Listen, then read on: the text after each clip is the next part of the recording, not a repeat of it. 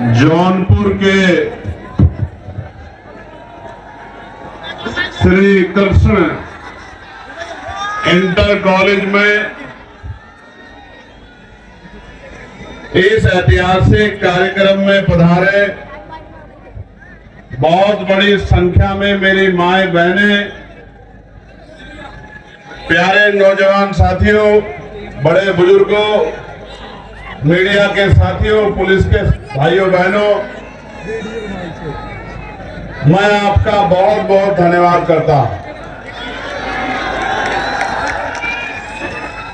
मैं अपनी बात को शुरू करूं इससे पहले जो मैं दाईं तरफ मेरे साथी खड़े उनसे आग्रह करूंगा,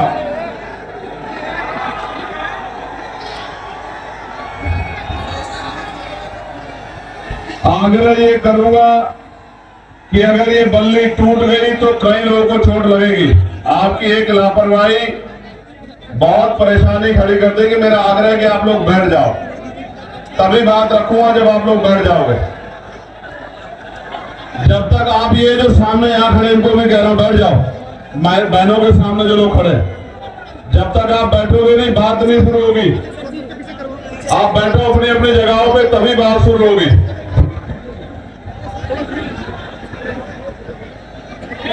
ये जो साथी है वो भी बैठो वहां जो सामने, माँ बहनों से थोड़ी देर पीछे पीछे होकर बैठो कि उनको परेशानी ना हो।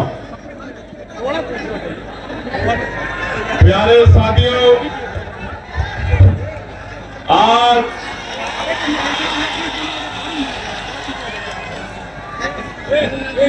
जब अगर जगह नहीं है तो वहां से इधर निकल जाओ, लेकिन व्यवस्था मत कराओ, चोट लग जाएगी। मुझे आपकी फिक्र है, किसी एक भाई को भी चोट लगी तो नुकसान होगा। मैंने आपका प्यार देख लिया, लेकिन अब खाली करो उसको, नुकसान हमारा ही होगा इसलिए कह रहे हैं। और पीछे वाले परेशान हो रहे, बैठिए, यहां से इधर आइए थोड़ा सा, अगर आप नहीं संभाल पा रहे हैं तो। अगर जगह नहीं है तो पीछे जाइए, लेकिन यह व्यवस्था का हिस्सा मत बनिए। बहुत मेहनत की है लोगों ने रैली सफल कराने के लिए, बहुत मेहनत की एक मेरे भाई ने। जल्दी से खत्म करें, पुलिस के भाइयों से आगे इधर मदद कराइए। खड़े हुए क्या कर रहे हैं आप लोग, देखें।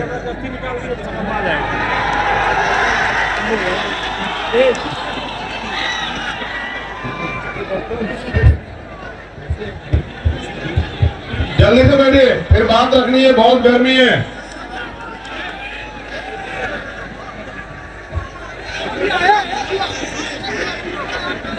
कराइए, व्यवस्था कराइए, मदद होगी आपकी, धन्यवाद होगा।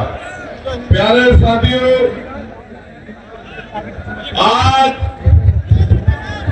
जौनपुर की ऐतिहासिक धरती पर इतने विशाल कार्यक्रम में जब मुझे आपके बीच आने का मौका मिला है, तो मैं अपनी बात को शुरू करते हुए बहुजन समाज में जन्मे सभी संतों, गुरुओं और महान पुरुषों को नमन करता हूं।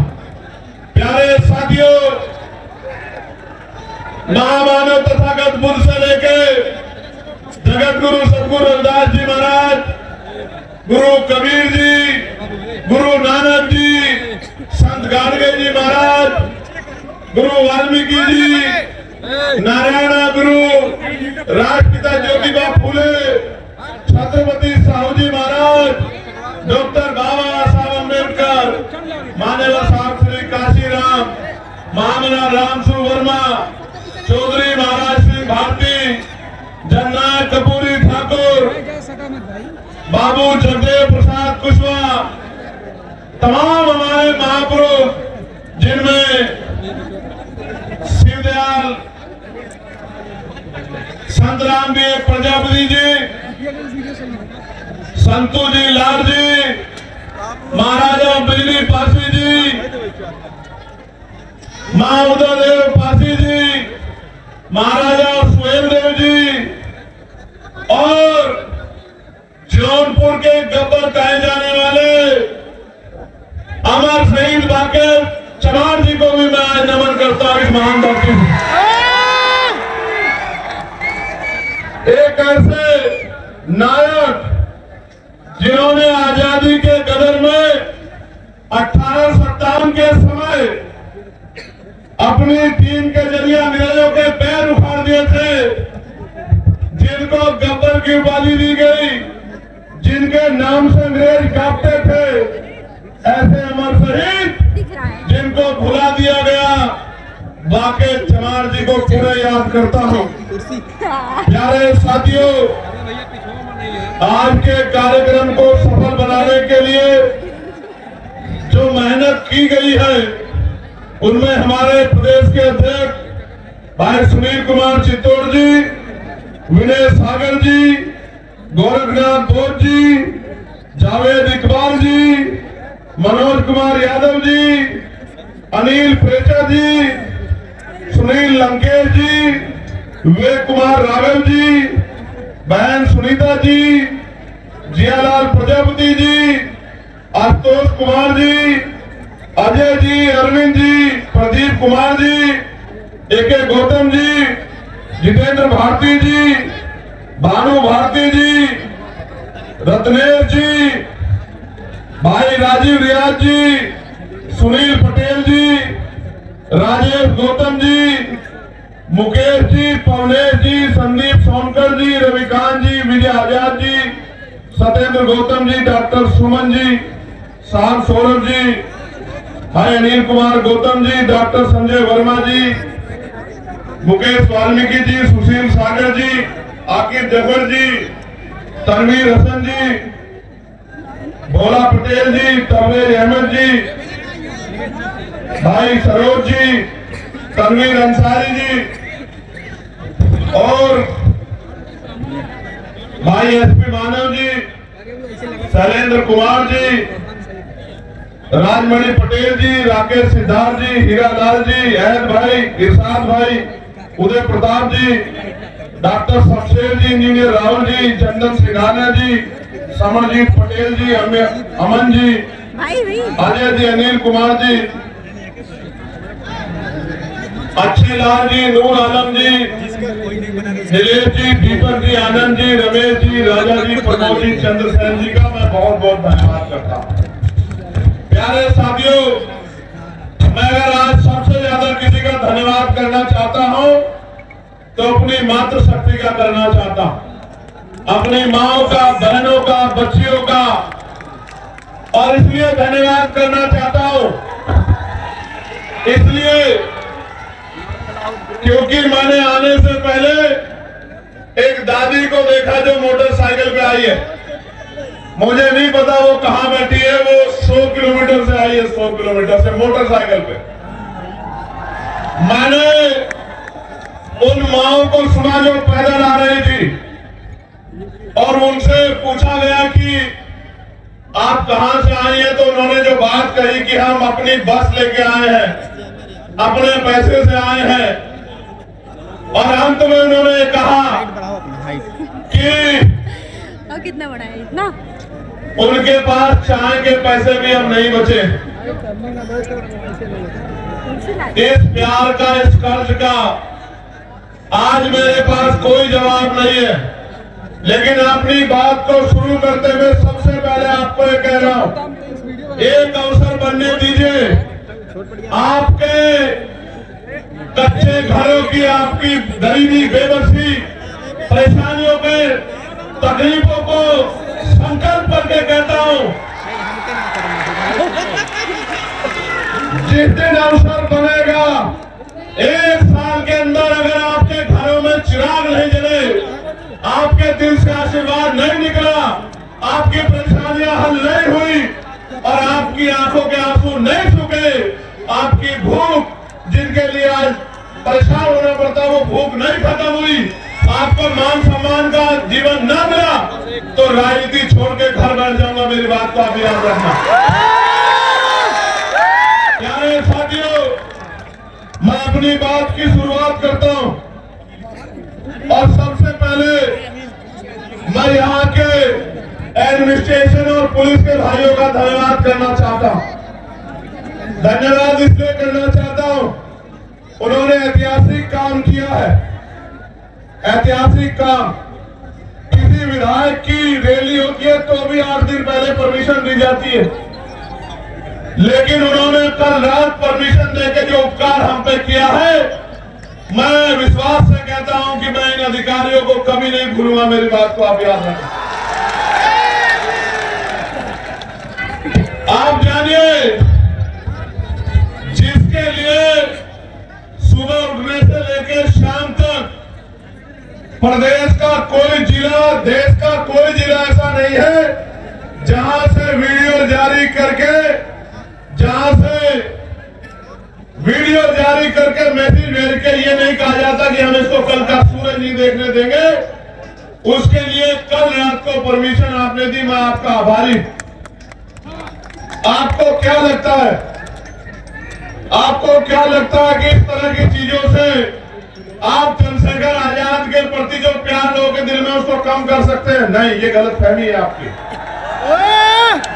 आप अगर आज सुबह भी परमिशन देते और ये टेंट भी नहीं लगता, एक कुर्सी में खड़े होकर भाषण देके अपने लोगों को कह के जाता कि याद रखना मेरी बात को। मैं किसी धन्ना सेठ का बेटा नहीं हूं, किसी व्यापारी का बेटा नहीं हूं, किसी नेता का बेटा नहीं हूं, एक प्राइमरी स्कूल के हेडमास्टर का बेटा हूं। संस्कार है मेरे अंदर, मैं गरीबों का दर्द जानता हूं। और फिर कह रहा हूं, एक बार पैदा होता है आदमी, एक बार मरता है। ना मैं दोबारा पैदा हो सकता हूं, ना मैं 2 बार मर सकता हूं। एक दिन मुझे भी जाना है, लेकिन अगर जब तक जीवन है मैं इनके हक अधिकारों के लिए लड़ता रहूंगा। इस बात को शासन, प्रशासन और सरकार भी याद रखे, मेरी बात को याद रखें। आप मेरी बात को सुनो, मेरा बस चले तो एक शब्द न कहूं और ऐसे ही चला जाऊं, लेकिन जब आया हूं तो अपनी बात कहना चाहता हूं, क्योंकि गर्मी इतनी है। मेरे ऊपर तो टेंट लगा है, लेकिन मेरी माए बहने, मेरे भाई, मेरे बच्चे, मेरे छोटे नौजवान साथी, बड़े बुजुर्ग गर्मी में है, पसीना आ रहा है।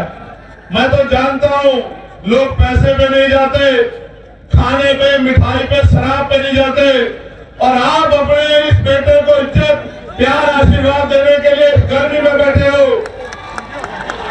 नहीं है मेरे पास आज आपको देने के लिए बहुत कुछ नहीं है, लेकिन इस मंच से कह रहा हूं, मेरे खून का कतरा कतरा भी अगर आपके लिए बह जाएगा तो उफ नहीं कहूंगा, मेरी बात को आप याद रखना। प्यारे साथियों, मैं कुछ समय इस गर्मी का आपका लूंगा, क्योंकि बहुत महत्वपूर्ण बात आपसे करनी है, और आपने भी अपना काम छोड़ा है। एक एक पैसा इकट्ठा करके आपने इस रैली को सफल बनाने का प्रयास किया। प्यारे साथियों, मैं अपनी बात को शुरू करते हुए सबसे पहले भदोही के लाल धीरज कुमार गुप्त जी को आदरांजलि अर्पित करता हूं। भदोही का जो लाल धीरज कुमार जी थे, जिन्होंने 2023 में अग्निवीर ज्वाइन किया और 18 फरवरी को जम्मू कश्मीर में वो शहीद हो गए। ये शहीद जिस परिवार से होता है, उस परिवार को तकलीफ का एहसास होता, लेकिन आप ये समझिए, उस शहीद भाई को आज याद करना इसलिए जरूरी है क्योंकि पहले आर्मी की नौकरी पक्की होती थी। केंद्र की सरकार ने अग्निवीर के जरिए 4 साल की नौकरी करके जिस तरह से सेना का मनोबल गिराने का काम किया और नौजवानों में जो राष्ट्रभक्ति की भावना थी उसको कमजोर किया, देश इस निकम्मी सरकार को कभी माफ नहीं करेगा, मेरी बात को आप याद रखना। भाई धीरज जी के पिताजी श्याम सुंदर गुप्त जी, जो उनसे पहले ही इस दुनिया से चले गए, उस परिवार में जो चिराग बुझे हैं, इसलिए उस परिवार को मैं आदरांजलि भेंट करता हूं। प्यारे साथियों, अगले 20, 25, 30, 40 मिनट मैं जब अपनी बात कहूंगा, मैं आशा उम्मीद करूंगा कि आप मेरी बात को सुनेंगे, क्योंकि अगर आप मेरी बात को सुनेंगे नहीं तो फिर आप घर क्या लेके जाएंगे और मेरी बात पे क्या पहरा देंगे, क्या करेंगे, आपको पता ही नहीं लगेगा। चंद उत्साही नौजवान, मैं उनसे आग्रह करूंगा कि वो शांति से खड़े रहें और शोर मचाने की बजाय मेरी बात पे गौर करें। मैं मानता हूं कि मैं बहुत दिनों में इधर आता हूं तो आपका प्यार बहुत ज्यादा है मुझसे, लेकिन खाली प्यार से काम नहीं चलेगा, खाली प्यार से काम नहीं चलेगा। अगर मान सम्मान चाहिए तो उठ के खड़े होना पड़ेगा, उठ के खड़े होना पड़ेगा। मेरी बात को याद रखना। आपके महापुरुषों के नाम मैंने लिए, उन महापुरुषों का संघर्ष याद करो, उनका बलिदान याद करो, उनका शौर्य याद करो। आप उनके अनुयायी हो, आप चंद्रगुप्त मौर्य जी के अनुयायी हो, सम्राट चंद्रगुप्त मौर्य के, आप सम्राट अशोक के अनुयायी हो, आप भीमा कोरेगांव के उन वीर योद्धाओं के अनुयायी हो, उनके वंशज हो। आप अपनी ताकत को भूल बैठे हो और जिस दिन आप उठकर खड़े हो गए और आपने फैसला ले लिया, मैं लिख के देता हूं कि सामंतवाद की जड़ें उस दिन जो है कमजोर हो जाएंगी, सामंतवाद का झंडा उस दिन धरती में गड़ जाएगा। मेरी बात को आप याद रखें। प्यारे साथियों, आज मैं यहां बहुत बातें कहने आया था, लेकिन आज मैं यहां चुनावी भाषण पे बात नहीं करूंगा। आज मैं यहां अपने दिल की बात कहूंगा, और वो ये है कि मैं उन नौजवानों की बात कहने के लिए आया हूं जो डिग्रियां लेके सड़कों पे घूम रहे हैं, लेकिन रोजगार नाम की चीज उनके पास नहीं। आज मैं उन माँ की, उन बड़े बुजुर्गों की, मेरे अभिभावकों की बात करूंगा जिन्होंने अपना खून, अपना पसीना, अपना पेट काट के अपने बच्चों की पढ़ाई में लगा दिया, और वो बच्चे नौकरी के भाव में बेबस घूम रहे हैं। वो माँ बाप ये देख रहे हैं कि कब उनके बच्चों को रोजगार मिले। आज मैं उन किसानों की बात करूंगा जो किसान इस जोन में कभी बाढ़ से प्रभावित होते हैं, कभी सूखे से प्रभावित होते हैं, कभी खनन माफियाओं की चोट से प्रभावित होते हैं, कभी सरकार के जुर्म से प्रभावित होते हैं, कभी खाद समय पे नहीं मिलता, कभी डीएपी समय पे नहीं मिलता, कभी यूरिया समय पे नहीं मिलता, कभी उनकी फसल बर्बाद हो जाती है, उनको मुआवजा भी नहीं मिलता। आज मैं उन किसानों की बात यहाँ करने आया, आज मैं अपनी उन बहन बेटियों की बात करने आया हूँ जिनके लिए सरकार कहती है कि हम उनको साइकिल देंगे, हम उनको स्कूटी देंगे, लेकिन ये निकम्मी सरकार हमारी बहन बेटियों की इज्जत की रक्षा भी नहीं कर पा रही है। उनका दर्द कहने के लिए आज मैं यहाँ आया। प्यारे साथियों, हमारी वर्दी में कोई खोट नहीं है। ये जो पुलिस के मेरे भाई है, मैं इनको सैल्यूट करता हूँ, लेकिन आप नहीं जानते ये मजबूर हैं, क्योंकि पुलिस सरकार के अंडर में होती है।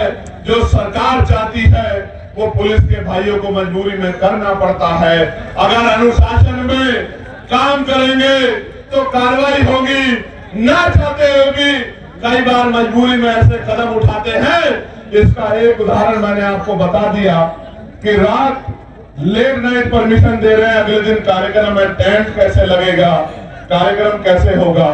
इससे एहसास होता है कि पुलिस कितनी मजबूर है। मैं आपको विश्वास दिलाता हूं और पुलिस के भाइयों से शुरुआत करूंगा। एक अवसर बनने दो आजाद समाज पार्टी काशीराम को 8 घंटे की ड्यूटी आपकी करके दिखाएंगे। मेरी बात को आप याद रखें। सप्ताह में 1 दिन छुट्टी दिला के रहेंगे, आपको याद रखना। प्यारे साथियों, वेतन विसंख्या दूर कराएंगे आपका जो बैकलॉग है भर के, आपको जो 24 घंटे ड्यूटी का प्रेशर बना हुआ ये खत्म करेंगे, और आपको बॉर्डर स्कीम खत्म करके अपने जिले के बराबर के जिले में जाने की आजादी देंगे। मेरी बात को आप याद रखना। आपसे शुरुआत करेंगे। प्यारे साथियों, अभी शिक्षा मित्रों को मैं बधाई देता हूं, लेकिन बधाई अधूरी है, क्योंकि मैं तो शिक्षा मित्रों का वेतन 25,000 से पार चाहता था, लेकिन हमारे अथक प्रयास के बाद सरकार ने लगभग 18,000 रुपए की घोषणा की है। प्यारे साथियों, अभी तो शिक्षा मित्रों की बात आगे बढ़ी है, अभी तो लड़ाई पीआरडी के जवानों की बाकी है, होमगार्ड भाइयों बहनों की बाकी है, भोजन माताओं की बाकी है, आशा आंगनबाड़ी बहनों की बाकी है, पंचायत सहायकों की बाकी है, रोजगार सेवकों की बाकी है। जब तक इनके मानदेय वेतन में वृद्धि नहीं होती और इनको कम से कम 20-20 हजार रुपए का रोजगार नहीं मिलता, तब तक हम लोग रुकने वाले नहीं, सरकार को मजबूर करके छोड़ेंगे। इस सरकार को मजबूर करके छोड़ेंगे, कि जिनसे काम लेते हो उनको कम से कम इज्जत का वेतन देने का काम करो। और सिर्फ यही लड़ाई खत्म नहीं होगी जब तक ग्रामीण क्षेत्रों में महिलाओं को सम्मान पूर्वक रोजगार नहीं मिलेगा, तब तक ये लड़ाई पूरी नहीं हो सकती। मेरी बात को आप याद रखना। और आज कह रहा हूं 2 किलो राशन नहीं दूंगा, आटा चावल नहीं देंगे हम लोग, 2000 रुपए नहीं देंगे, लेकिन आपके बच्चों को इतनी अच्छी शिक्षा देंगे और आपको रोजगार देंगे कि आप 20,000 रुपए घर पर रहकर कमाओगे। मेरी बात को आप याद रखें। आपके बच्चों को इतनी अच्छी शिक्षा देंगे कि वो अपने पैरों पे खड़ा होकर 50,000 रुपए का रोजगार करेगा और आपके आंसू पूछने का काम करेगा। मेरी बात को आप याद रखें। प्यारे साथियों, उत्तर प्रदेश के हालात बदल रहे हैं, उत्तर प्रदेश के हालात बदल रहे हैं। और एक तरफ तो नीले झंडे वाले बाबा साहब अम्बेडकर के अनुयायी, फूले साहू के अनुयायी घूम रहे हैं, दूसरी तरफ कुछ बहरूपिये भी घूम रहे हैं। और बहरूपियों को कैसे पहचानना है, बहरूपियों को कैसे पहचानना है, तो उनकी बातों में गौर करना पड़ेगा। एक नेताजी तो विधानसभा में खड़े होकर कहते हैं, हालांकि मैं इस भाषा को नहीं यूज करना चाहता था, लेकिन मुखौटे तो उतारने पड़ेंगे, बिना मुखौटे उतरे काम नहीं चलेगा। मैं जो मंचासीन हमारे नेता उनको भी बताना चाहता हूं कि आज देश में सिर्फ चमार जाति को आरक्षण नहीं मिलता, पूरे शेड्यूल कास्ट को आरक्षण मिलता है, पूरे बैकवर्ड क्लास को आरक्षण मिलता है। और तो और कई सारे मैं देश भर में घूमता हूँ, क्षेत्रीय आधार पे तो सामान्य जाति के लोगों को भी हिमाचल में, जम्मू कश्मीर में, उत्तराखंड में आरक्षण का लाभ मिलता है। और तो और 2019 से ईडब्ल्यूएस के जरिए सामान्य जाति के गरीबों को भी आरक्षण का लाभ मिलता है। लेकिन सामंतवादी सोच क्या होती है, इसका उदाहरण मैं आपको बताता हूँ। एक नेता असेंबली में खड़े होकर कहते हैं कि मैंने केवल से पूछा कि आप चमार बनना चाहते हैं। आप समझो मानसिकता क्या है, वो ये बताने का काम कर रहे हैं, क्योंकि निषाद समाज के लोग ये मांग कर रहे हैं कि उनको शेड्यूल कास्ट में रखा जाए, तो वो ये बताने का काम कर रहे हैं कि जो आरक्षण लेता है वो चमार बन जाता है। और मैं उन नेताजी को और उनके बड़े नेताजी को कहना चाहता हूं इस मंच से, कभी बाके चमार का इतिहास पढ़ना तो आपको पता लगेगा, और कभी सिर्फ बाके चमार का इतिहास मत पढ़ना, कभी चमार रेजिमेंट का इतिहास पढ़ना तो आपको पता लगेगा कि हमारे शौर्य का, कि बहुजन समाज में शौर्य कितना। मैं तो बार बार कहता हूं कि बना के देखो, अहिर रेजिमेंट बना दो, गुर्जर रेजिमेंट बना दो, पाल रेजिमेंट बना दो, प्रजापति रेजिमेंट बना दो, निषाद रेजिमेंट बना दो, और देश की सेवा में, देश की रक्षा में मौका दो बहुजन समाज के लोगों को। हम दिखाएंगे देश की रक्षा कैसे होती है। बनाओ मौर्य रेजिमेंट, बनाओ साके रेजिमेंट, बनाओ कुर्मी रेजिमेंट, अगर आप में हिम्मत है बनाओ पटेल रेजिमेंट, और 2 मौका हम बताएंगे हमारे अंदर कितनी क्षमता। इतिहास गवाह है कि हमने अंग्रेज हो या कोई और शासक हो, किसी के आगे घुटने नहीं टेके, इतिहास बात का गवाह। प्यारे साथियों, आगे बढ़ेगी बात। अब 15 मार्च को मैं निमंत्रण भी देता हूं, और क्योंकि मीडिया पता नहीं क्या प्रचार करेगी, तो आपको बताना भी चाहता हूं कि 15 मार्च को बाराबंकी में आजाद समाज पार्टी का जैसा रेला हुआ ना, ये बहुजनों का मेला लगा है यहाँ जौनपुर में, ऐसा ही मेला लगेगा बाराबंकी में 15 मार्च को। और वो जो बहरूपिये हैं उनकी पार्टी कह रही है कि हम बहुजन समाज का दिवस बनाएंगे 15 मार्च को। क्यों बनाएंगे सुनो, क्योंकि 15 मार्च को मान्यवर साहब श्री काशीराम साहब की जयंती है। लेकिन क्यों बनाएंगे, क्योंकि आपके पास वोट है इसलिए, और आप मान्यवर काशीराम साहब का सम्मान करते हैं। मगर ये नहीं बताएंगे कि मान्यवर काशीराम साहब की जयंती पे जो अवकाश तय हुआ था, इन्हीं बहरूपियों की सरकार ने इस अवकाश को कैंसिल करने का काम किया। और तो और मान्यवर काशीराम साहब के नाम से बने जिले का नाम भी इन्हीं बहरूपियों ने बदलने का काम किया था। और तो और मान्यवर काशीराम साहब के नाम से सहारनपुर में बने मेडिकल कॉलेज का नाम भी इन्हीं बहरूपियों ने बदलने का काम किया था। और उससे भी तकलीफ दे प्रमोशन में रिजर्वेशन का बिल भी इन्हीं बहरूपियों के नेताओं ने पार्लियामेंट में फाड़ने का काम किया था, जिसकी वजह से हमारे SC ST के कर्मचारी अधिकारियों को खून के आंसू होने पड़े और डिमोशन हमारे लोगों का हुआ। अगर इनकी जगह ना होता तो मान्यवर काशीराम साहब का नाम बदलने की बजाय एक और मेडिकल कॉलेज दूसरे महापुरुष के नाम पर बना था। इनकी जगह में होता तो प्रमोशन में रिजर्वेशन कैंसिल कर बिल फाड़ने के बजाय SC ST के साथ OBC के भाइयों को भी प्रमोशन में रिजर्वेशन का लाभ दिलाने का काम करता।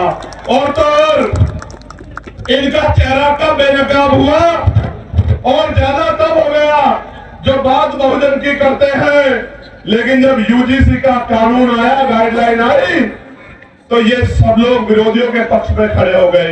ये बात बहुजन की करते हैं और गुलामी 15% लोगों की करते हैं। ये जो बहरूप घूम रहे हैं, मैं इनकी बात कर रहा हूं। अभी आएंगे वो नीला पट्टा पहन के आएंगे, बाबा साहब की बैनर पे तस्वीर लगाएंगे, लेकिन जब आपके बच्चों के भविष्य को यूनिवर्सिटी में कूदा जाएगा, जब उनकी हत्याएं होंगी, संस्थानिक हत्या, जब रोहित वेमुला, पायल परवीन, देवता मेघवाल को मारा जाएगा, तो इनके मुंह से आवाज नहीं निकलेगी। तब ये गुलामों की तरह अपने मालिकों का साथ देंगे, अपने बहुजन गरीब समाज का साथ नहीं देंगे। प्यारे साथियों, आपको भी कमर कसनी है कि अपने बच्चों की हत्या नहीं होने देनी है। और मैं आज इस मंच से कहना चाहता हूं कि UGC की गाइडलाइन तो लागू होकर रहेगी, उनको कोई रोक नहीं सकता है। मेरी बात का क्योंकि मैं कल ही एक भारतीय जनता पार्टी के वर्तमान सांसद को सुन रहा था और बहुत सही बात कह रहे थे। वो ये कह रहे थे क्योंकि उनको एहसास है कि अगर SC ST OBC का विरोध करेंगे तो MP MLA भी नहीं बन पाएंगे। ये लोग 15% से कोई MP MLA नहीं बन सकता है। मैं आपको कह रहा हूं, जो आपके अधिकारों का विरोध करे उसके लिए नारा मेरा याद रखना कि ना तो नोट उनको देना और ना वोट उनको देना जो आपके अधिकारों का विरोध करते हैं, आपके बच्चों का विरोध करते हैं। अपना नोट भी उसको देना और अपना वोट भी उसको देना जो आपके लिए सीना तान के खड़ा है, गोली की परवाह नहीं करता, जेल की परवाह नहीं करता, मुकदमे की परवाह नहीं करता, जो आपके आंसुओं पे अपना खून बहाने को तैयार है। आपको भी तैयार होना पड़ेगा उसको शक्ति देने के लिए, वरना फिर बहुत बड़ा नुकसान हो जाएगा। मेरी बात को आप याद रखना। प्यारे साथियों, हमने तय किया है कि हम सबसे बड़ा बदलाव ये करेंगे जब हम पे अवसर बनेगा आजाद समाज पार्टी के लोगों पे, तो हम सबसे बड़ा बदलाव ये करेंगे कि हम नई शिक्षा नीति लागू करेंगे। अब वो नई शिक्षा नीति क्या होगी? वो नई शिक्षा नीति ये होगी कि चाहे चीफ सेक्रेटरी हो या मुख्यमंत्री हो, चाहे मंत्री हो या संतरी हो, चाहे सांसद हो या विधायक हो, चाहे चेयरमैन हो या जिला पंचायत का अध्यक्ष हो, गांव के सरपंच और पंचायत के मेंबर से लेके और मुख्यमंत्री तक के बच्चों को और DGP चीफ सेक्रेटरी से लेके पंचायत के सेक्रेटरी के, DM SSP के, CO दरोगा जी के, ADM SDM के, कानून तहसीलदार के, सबके बच्चों को IG DIG कमिश्नर एडिशनल के बच्चों को सरकारी स्कूल में पढ़ाने का काम करेंगे। मेरी बात को याद रखें। अच्छा, आप सोचोगे इससे बदलाव क्या हो जाएगा? मैं आपको बताता हूं इससे बदलाव क्या होगा। इससे बदलाव ये होगा कि जब उनके बच्चों के हितों की बात आएगी तो सरकारी स्कूल की व्यवस्था ऐसी होगी कि वहां 5 स्टार होटल भी आपको कमजोर महसूस होगा, उसके सामने खोखला साबित होगा।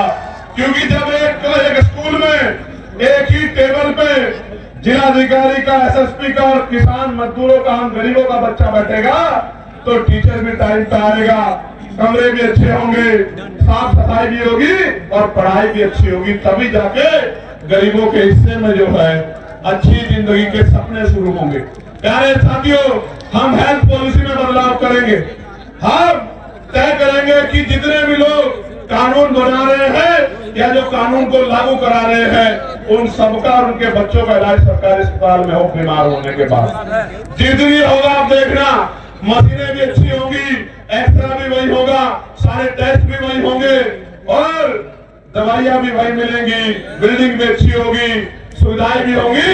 तो गरीब की जेब पर जो डाका पड़ रहा है इलाज के कारण, ये डाका नहीं पड़ेगा। मेरी बात को आप याद रखना। प्यारे साथियों, हम कानून व्यवस्था को इतना मजबूत करेंगे कि किसी की हिम्मत नहीं होगी किसी गरीब की बेटी की तरफ, उसके बेटे की तरफ, उसकी जमीन की तरफ, उसकी पत्नी बहनों की तरफ आंख उठाने की। मेरी बात को आप याद रखना। और जो गुंडागर्दी करेगा उसको ऐसा सबक सिखाएगी पुलिस कि दोबारा पीढ़ी में भी कोई गुंडागर्दी करने वाला माफिया नहीं पैदा होगा। मेरी बात को आप याद रखें। प्यारे साथियों, ये जो केंद्र और राज्य की डबल इंजन की गुंडागर्दी की सरकार चल रही है, इस गुंडागर्दी की सरकार को सबक सिखाने का समय आ गया। मेरे भाइयों, मैं आपसे आग्रह करना चाहता हूं कि इस गुंडागर्दी का जवाब हमें वोट की ताकत से देना। अभी वीरभानपुर में क्या हुआ? वीरभानपुर में क्या हुआ? सत्ता को खुश करने के लिए पुलिस के लोगों ने मेरी मां बहनों के ऊपर लाठियां चलाने का काम किया। पूरे गांव में कितनी मारपीट की आपको पता है। मैं इनको समझाता हूं कि भाई ऐसा काम मत करो। शराब के नशे में जाके आप गांव में अराजकता करोगे और जनता आपसे विरोध नहीं करेगी तो ऐसा नहीं हो सकता। इसलिए मैं इस घटना का संज्ञान लूंगा और जो अन्याय वहां हुआ है लोकसभा में 9 तारीख से जब लोकसभा चलेगी, उस अन्याय को देश के प्रधानमंत्री के सामने दिखाने का काम करूंगा। उनको बताऊंगा कि उनकी सरकार किस तरह की गुंडागर्दी उत्तर प्रदेश में कर रही गरीबों के साथ। ये जो धर्म की बात करती है, महापुरुषों के सम्मान की, भारतीय जनता पार्टी की डबल इंजन की गुंडागर्दी वाली सरकार मां अहिल्याबाई होलकर का कितना अपमान किया। उनकी मूर्तियां तोड़ तोड़ के जो है वो फैला दी और जो नौजवान संघर्ष करने गया उनको लाठियों में पीट के जेल में बंद कर दिया। इतनी गुंडागर्दी कर रही है सरकार। प्यारे साथियों, काशी द्वार बनाया जा रहा है बनारस में। एयरपोर्ट के पास 16 ग्राम सभा की जमीन को बिना मुआवजे के छीनने का काम कर रहे हैं। सरकार का काम लोगों को घर देना होता है, जमीन देनी होती है, जमीन छीननी नहीं होती। लेकिन उत्तर प्रदेश की गुंडागर्दी करने वाली सरकार जबरन लोगों की जमीनें छीनने का काम कर रही है। प्रयागराज के फूलपुर के चकिनोदा मुकुंदपुर गांव में जबरन जमीन अधिग्रहण की जा रही है और किसान आंदोलन कर रहा है। और किसान तो ये भी कह रहा है जान दे देंगे लेकिन जमीन नहीं देंगे। आप ये देखो किस तरह से किसानों को, मजदूरों को नोचने का काम ये सरकार कर रही है। प्यारे साथियों, फतेहपुर जिले में मनरेगा कर्मियों को 6 माह से मानदेय नहीं मिल रहा है क्योंकि नया जी राम जी कानून लाके इन्होंने 40% पैसा सरकार को, राज्य सरकार को देने को कहा है और राज्य सरकार फुल कर्जे में है।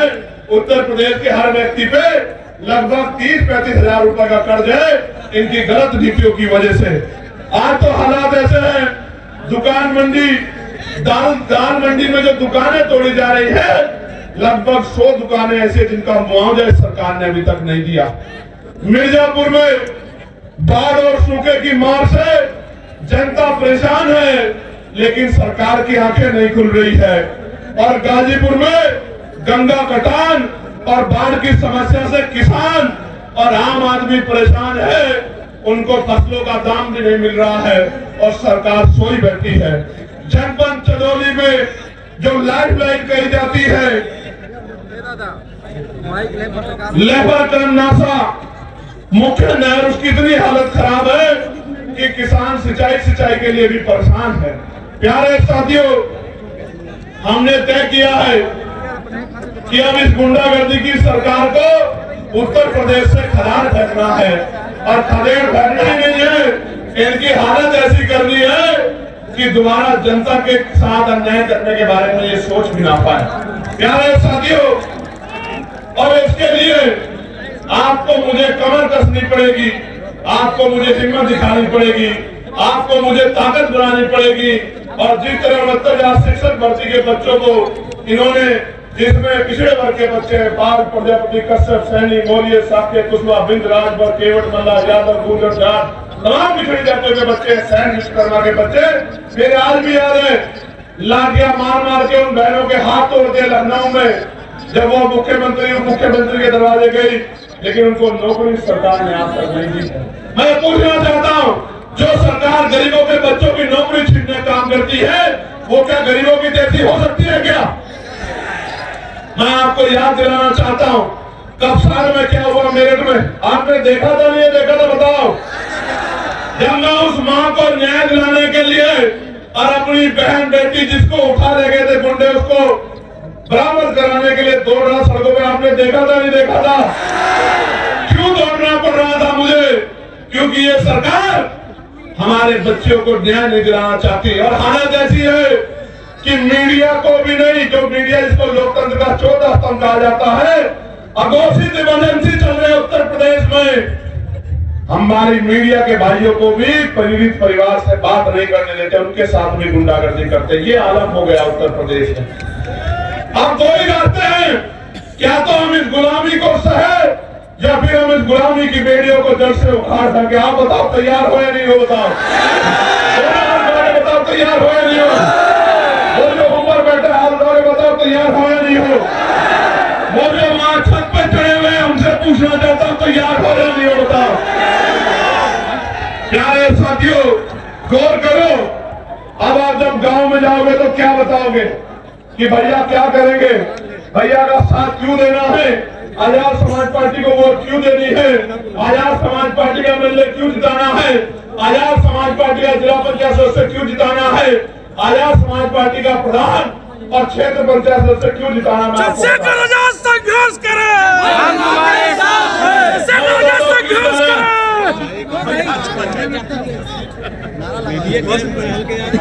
मैं बताता हूँ क्यों जिताना है। अगर आपको 15% अतिरिक्त आरक्षण चाहिए पिछड़े वर्ग के लोगों की, पिछड़े समाज को, मौर्य जी यहाँ बैठे, प्रजापति यहाँ बैठे, बिल्कुल साफ कह रहा हूँ, जिसकी सरकार होगी, जिस विचार की सरकार होगी, उसी भाव के काम करेगी। इस देश, इस उत्तर प्रदेश में पिछड़े समाज की जब 1931 में जनगणना हुई तो 52% था, फिर उसके बाद 600-700 नई जातियां उसमें जोड़ दी गई।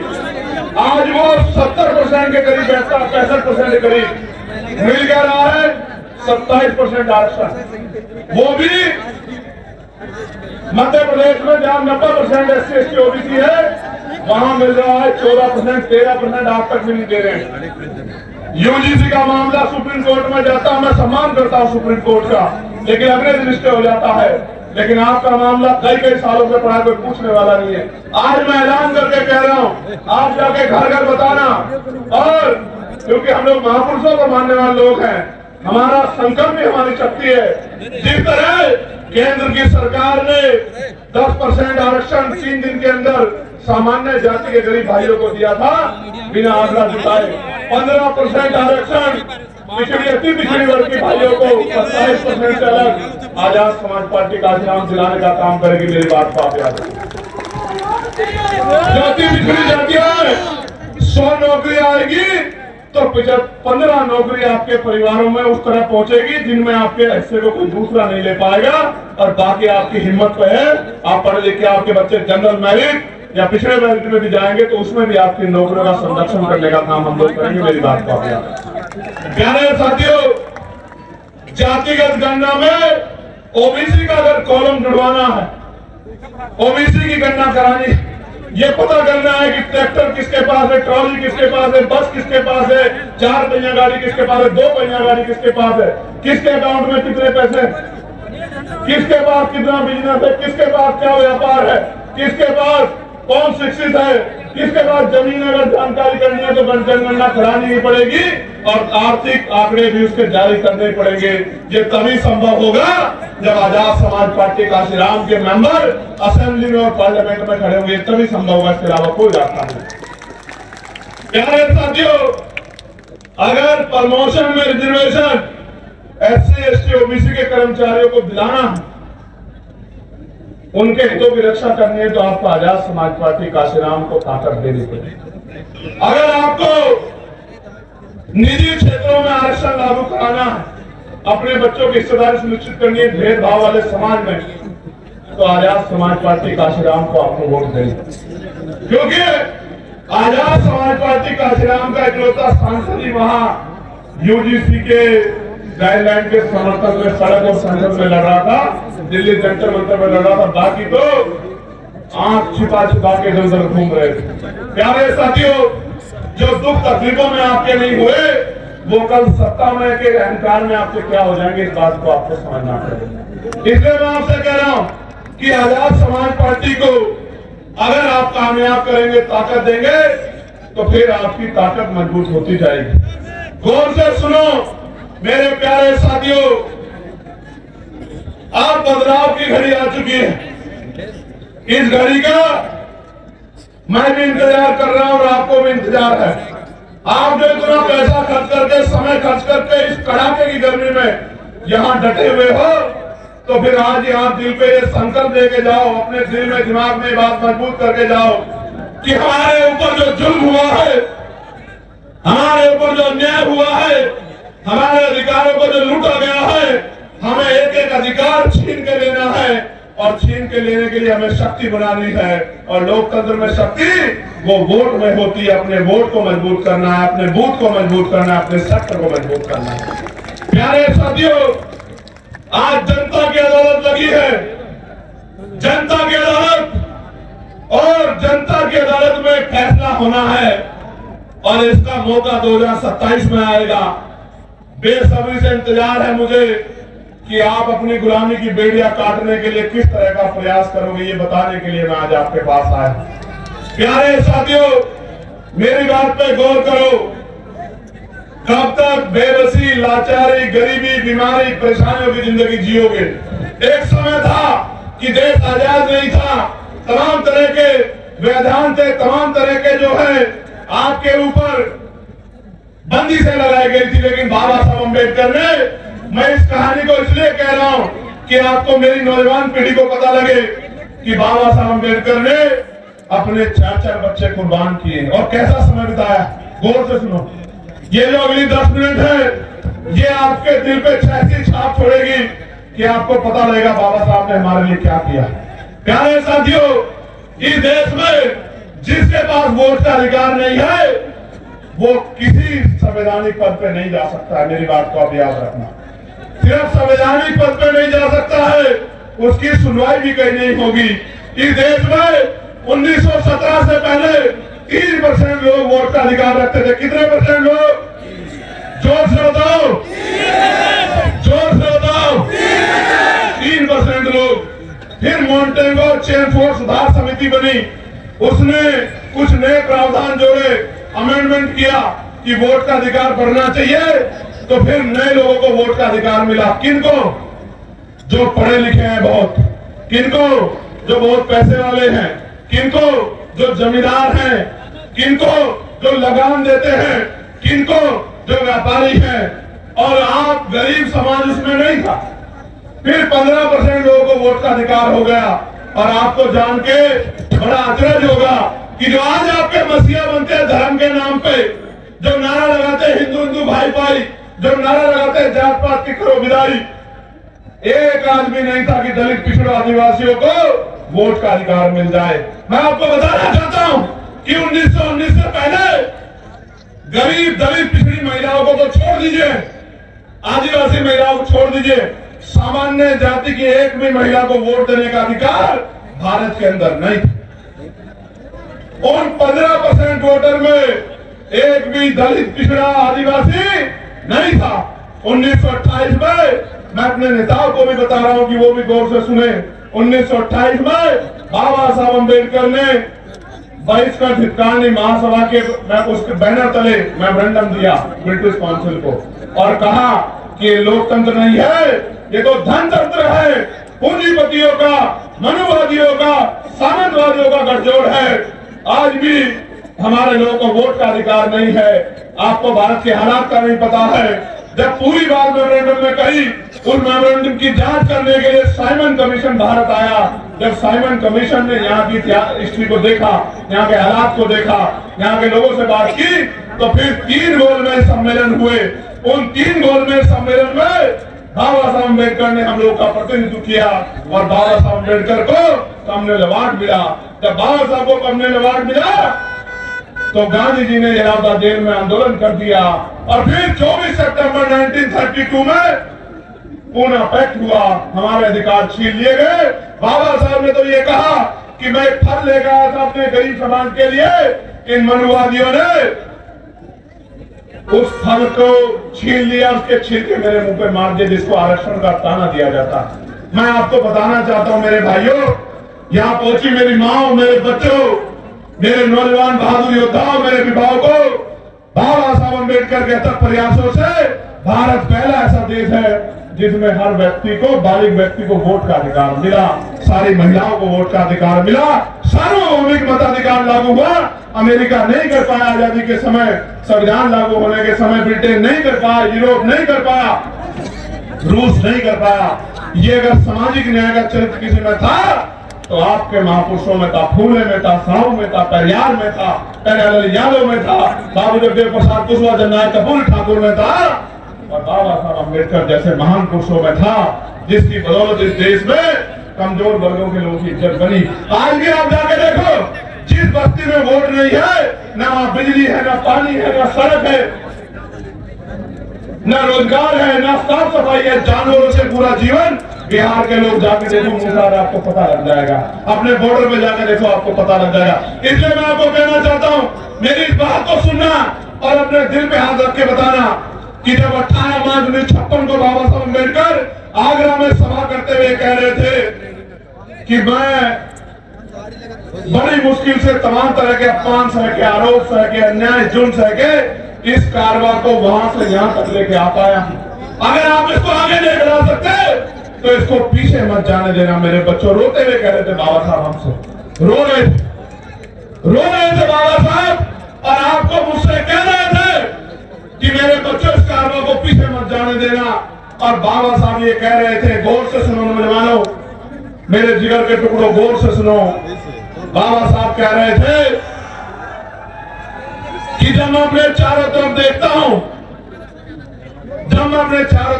एक भी नौजवान ऐसा दिखाई नहीं देता जो इस आंदोलन रूपी तंबू का तंबू बन के इस आंदोलन को आगे बढ़ा सके। बाबा साहब कह रहे थे जैसे एक बम्बू के ऊपर बहुत टेंटों का